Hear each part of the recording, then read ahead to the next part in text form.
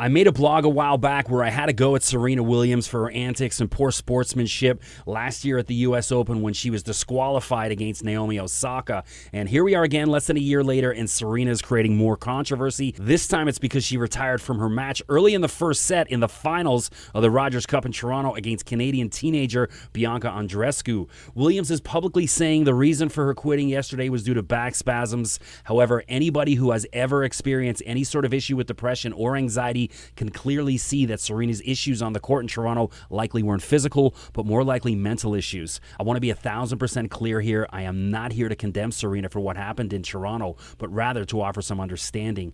She just didn't look right, and I really feel for her. For those of us who have struggled with issues of depression or anxiety, it's fairly easy to spot the signs in Serena on Sunday. She just didn't seem to be herself and was overly emotional post-match, and as difficult as it is to say, but she really just looked lifeless, both physically and emotionally. We're so used to seeing Serena dominate her opponents for the past decade, both physically and mentally, and many of us don't understand why one of our heroes would dare show their vulnerability live on television for the world to see, but that's exactly what just happened, and I think Serena should be applauded for it. For those of us with regular jobs, if we're dealing with a bout of depression or anxiety, we may call in sick to work and use whatever lame excuse possible just to get out of going to work that day. Perhaps we'll say we have a doctor's appointment, or that maybe one of our kids is sick. We'll say just about anything instead of the truth of, I just don't feel mentally capable of working today, and I'm feeling really low.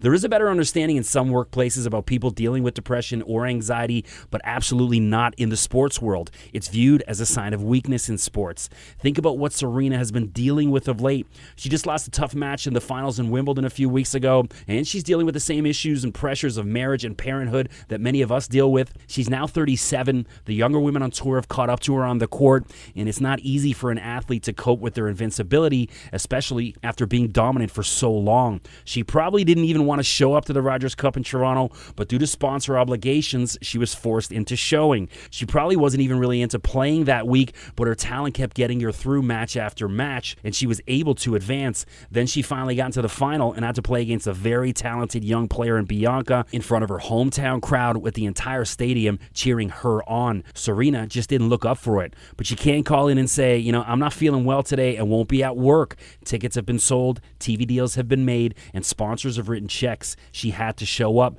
but clearly just didn't look like she wanted to be there. I will say it was a very sweet touch of class for Bianca Andreescu to go over and attempt to console Serena when she announced that she wouldn't be able to continue. Now, I just hope the media and tennis fans across the world can be as equally as compassionate with Serena following this latest issue in Toronto. It's okay for our heroes to be human on certain days. I think it shows even more strength to allow yourself to be vulnerable in front of such a huge audience. I just hope Serena gets well. I'm Chris McKee. Don't forget to follow me on Twitter at Mr. McKee and subscribe to my YouTube channel.